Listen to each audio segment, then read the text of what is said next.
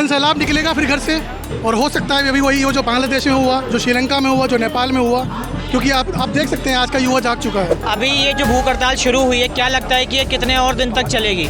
देखिए, बहुत ज़्यादा समय तक मुझे नहीं लगता ये चलेगी, क्योंकि देख के तो यही लग रहा है कि सरकार में डर है, डर का माहौल बना हुआ है। धर्मेंद्र प्रधान जी की जो बेटी है वो बाहर पढ़ती है, विदेश में पढ़ती है, तो उनको फ़र्क नहीं पड़ता कि यहाँ के जो लोग हैं, पढ़ने वाले बच्चे हैं, उनकी पीड़ाएँ क्या हैं, उनका दुख क्या है।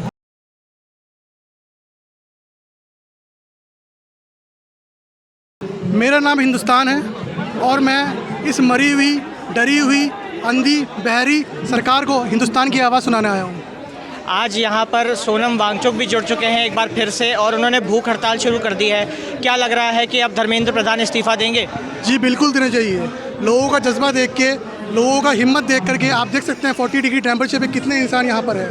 कोई अपना घर बार छोड़ के आया हुआ है, कोई अपने बच्चों को लेके आया है, कोई बच्चे छोड़ के आया है, कोई टाइम निकाल के आया है। तो इसके बाद भी अगर ये शर्मनाक सरकार अगर इस्तीफ़ा नहीं देती है तो किसको देना चाहिए, आप बताइए। आपको लगता है कि जिस तरह से देश में पेपर लीक हो रहे हैं, क्या धर्मेंद्र प्रधान के इस्तीफ़ा देने से ये सभी घटनाएं रुक जाएंगी या इसका कोई और सोल्यूशन निकालना होगा? जैसे कि आप देखेंगे मिडिल ईस्ट की कंट्रीज़ में, वहाँ पे कोई क्राइम्स क्यों नहीं होते, वहाँ पेपर लीक क्यों नहीं होते हैं? उसके पीछे है डर। ये डर ख़त्म हो गया है यहाँ हिंदुस्तान के सिस्टम से। जब एक सरकार के मंत्री जब इस्तीफ़ा देगा तो दूसरे मंत्री को डर होगा, ब्यूरोक्रेट्स को डर होगा, तो बिल्कुल ये चीज़ें रुकेंगी। अभी नीट पेपर का मामला शांत भी नहीं हुआ था, लेकिन हमें देखने को मिला कि महाराष्ट्र में टेट पेपर जो है, टीचर्स की एलिजिबिलिटी का जो पेपर था, वो 24 घंटे पहले लीक हो गया। इस पर क्या कहेंगे? जी, मैंने भी ये न्यूज़ अभी कल ही देखी और ये बहुत ही शर्मनाक न्यूज़ थी। इस पर किसी भी जो हमारे मंत्री हैं, किसी का भी ट्वीट, यहाँ तक कि हमारे पीएम मोदी सरकार, किसी ने भी ट्वीट नहीं किया अभी तक। अभी कुछ खबरें ऐसी आ रही हैं मीडिया की रिपोर्ट्स में कि जल्द ही मोदी गवर्नमेंट की जो कैबिनेट मिनिस्ट्री है वो चेंज होने वाली है, और एजुकेशन मिनिस्ट्री के पद पर निर्मला सीतारमण या राघव चड्ढा जैसे किसी नेता को बिठाया जा सकता है। क्या कहेंगे इस पर? देख के तो यही लग रहा है कि सरकार में डर है, डर का माहौल बना हुआ है, क्योंकि ये प्रोटेस्ट सिर्फ दिल्ली जंतर मंतर पर नहीं हो रहा है। अगर आप देखना चाहेंगे तो लखनऊ में, बेंगलोर में, पुणे में, पूरे हिंदुस्तान में जगह जगह हो रहा है। वो बात सिर्फ अलग है कि गोदी मीडिया इसको कवर नहीं कर रहा है। तो ये भूख हड़ताल जिस तरह से आज शुरू की गई है, तो आपको लगता है कि अब एक यही आखिरी रास्ता बचा था कि अब भूख हड़ताल करेंगे तो ही शायद सरकार आपकी बात सुनेगी? मुझे नहीं लगता कि भूख हड़ताल ही से इसका होगा। हर घर से एक व्यक्ति को निकलना चाहिए, कम से कम किसी घर में अगर 4 लोग रहते हैं तो एक अपने को निकलना चाहिए, क्योंकि ये उनके बच्चों के भविष्य का सवाल है। और सिर्फ उनके बच्चों का भविष्य का सवाल नहीं है। जो लोगों ने अपनी जानें गंवाई हैं, वो अगर उनके बच्चे नहीं थे तो उनके नेबर थे, उनके दोस्तों के, रिश्तेदारों के बच्चे थे, कल को आपके ही बच्चे हैं, तो आप समझ जाइए। तो अगर इस भूख हड़ताल को करने के बावजूद धर्मेंद्र प्रधान इस्तीफ़ा नहीं देते तो क्या लगता है कि आगे क्या बड़ा कदम अब उठाया जाएगा? जन सैलाब निकलेगा फिर घर से। तो आप कह रहे हैं कि जन सैलाब निकलेगा सभी लोगों का? जी, और हो सकता है अभी वही हो जो बांग्लादेश में हुआ, जो श्रीलंका में हुआ, जो नेपाल में हुआ, क्योंकि आप देख सकते हैं आज का युवा जाग चुका है। अब युवा चुप नहीं है, अब युवा अंधभक्त नहीं है, अब युवा गोदी मीडिया की बातों में नहीं आता है, अब हिंदू मुसलमान की बातों में नहीं आता है। वो समझ में आ रहा है। पहले यही लोग सवाल नहीं पूछते थे, मोदी की वाहवाही करते थे, अब सवाल पूछना शुरू कर दिया है लोगों ने। तो ये शुरुआत है। भाई क्या नाम है आपका और कहाँ से आए हैं? जी, मैं मथुरा से आया हूँ, मेरा नाम प्रताप है। आज यहाँ पर सोनम वांगचुक दोबारा जुड़ गए हैं इस प्रोटेस्ट में और उन्होंने भूख हड़ताल शुरू कर दी है। क्या कहना है इस पर आपका?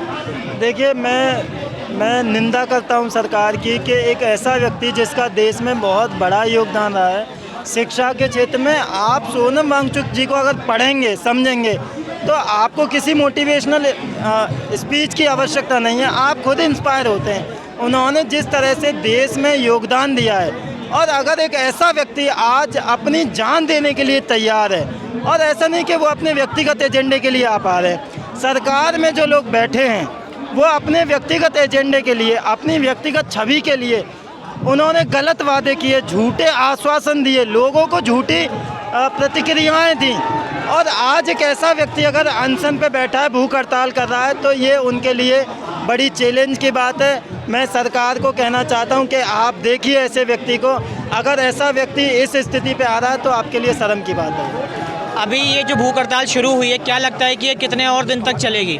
देखिए, बहुत ज़्यादा समय तक मुझे नहीं लगता ये चलेगी, क्योंकि जिस तरीके से इस मुद्दे को बढ़ाया जा रहा है। जिस तरीके से ये मुद्दा बढ़ रहा है, लोग जितना अवेयर हो रहे हैं आज के समय में, मुझे लगता है कि बहुत जल्दी आने वाले कुछ दिनों में ही धर्मेंद्र प्रधान जी इस्तीफ़ा दे देंगे। तो मेरा सवाल आपसे ये है कि क्या धर्मेंद्र प्रधान के इस्तीफे देने से ही जो ये नीट का पेपर लीक हुआ है, तमाम पेपर लीक जो हो रहे हैं, क्या ये सब रुक जाएंगे? देखिए, चोर को अगर चोरी की सज़ा देना बंद कर दिया जाए तो चोरों की संख्या बढ़ जाएगी और चोर की हिम्मत भी बढ़ जाएगी। लेकिन अगर किसी को पता चल जाए कि भाई जो भी चोरी करेगा उसको उस चौराहे पे फांसी दी जा रही है, तो आगे से कोई भी व्यक्ति चोरी के विचार भी नहीं लाएगा। अगर धर्मेंद्र प्रधान का इस्तीफा होता है और आने वाला जो भी व्यक्ति वहाँ पे आएगा तो उसको इस बात का डर रहेगा कि अगर मुझे कुर्सी दी जा सकती है तो जनता मुझसे कुर्सी छीन भी सकती है, क्योंकि मैं अपनी बपौती पे इस कुर्सी पे नहीं आया हूँ। जनता ने मुझे चुना है, जनता ने भेजा है और मुझे एक निश्चित समय के लिए यहाँ पे भेजा है। अगर आप 5 साल किसी भी नालायक तरीके से काट लेते हैं तो अगले 5 साल बाद आपको रिप्लेस कर दिया जाएगा, क्योंकि ये लोकतंत्र है। मोदी गवर्नमेंट को लेकर अभी एक बड़ी रूमर सी बात फैल रही है कि जल्द ही उनकी कैबिनेट मिनिस्ट्री में हमें फेरबदल देखने को मिल सकता है। तो क्या लगता है कि एजुकेशन मिनिस्टर के पद पर उनके धर्मेंद्र प्रधान के अलावा किसे बिठाना चाहिए? देखिए, वैसे तो भाजपा के कभी भी किसी मुख्यमंत्री का, किसी भी मिनिस्टर का पता नहीं चल पाया कि वहाँ पे कौन आएगा।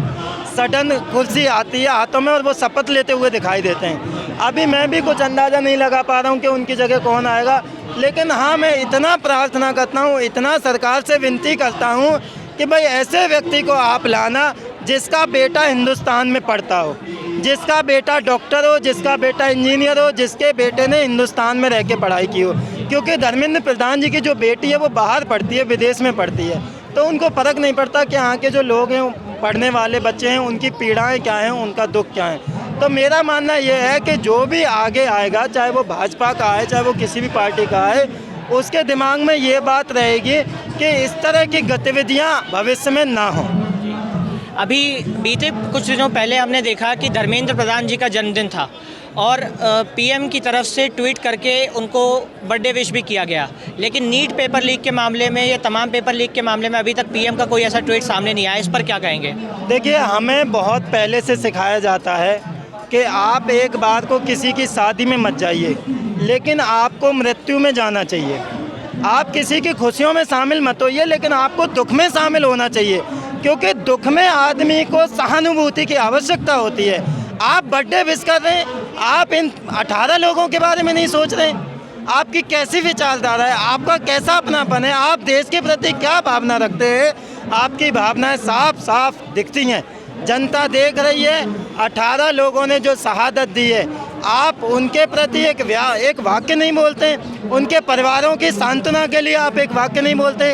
आपका करप्ट मिनिस्टर जो अकाउंटेबिलिटी नहीं ले पा रहा है, जिसकी गलतियों की वजह से मेरे भाई बहनों ने जान दी, आप उसको बधाई दे दें, आप बधाई दीजिए, लेकिन आपका कर्तव्य है कि आप इनके परिजनों से मिलिए और इनकी भरपाई कीजिए। देखिए, जान की भरपाई नहीं हो सकती है, लेकिन फिर भी आप सांत्वना दे सकते हैं।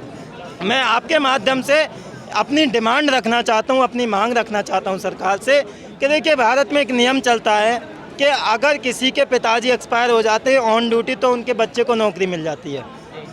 अब जितने मेरे 18 भाई बहन जो तैयारी कर रहे थे, वो बहुत बड़े परिवार से नहीं आते, वो बहुत मध्यम वर्ग से आते हैं। और नीट की तैयारी एक ऐसी तैयारी होती है जिसमें लाखों का खर्चा आता है, कोई 2-4-5 हज़ार की बात नहीं होती है। तो किसी पिता ने अगर लाखों रुपए इकट्ठा करके, चाहे उसकी सेविंग्स हो, चाहे उसने कर्जा लिया हो, अपने बड़े बेटे बड़ी बेटी पे लगा दिए कि बेटा तुम तैयारी करो और हमारी उम्मीद है कि तुम हमारे घर को, हमारे परिवार को आने वाले समय में इस पीड़ा से, इस जंजल से निकालोगे। और अंत में पता चलता है कि पैसा लगाने के बाद वो बच्चा ही नहीं रहा।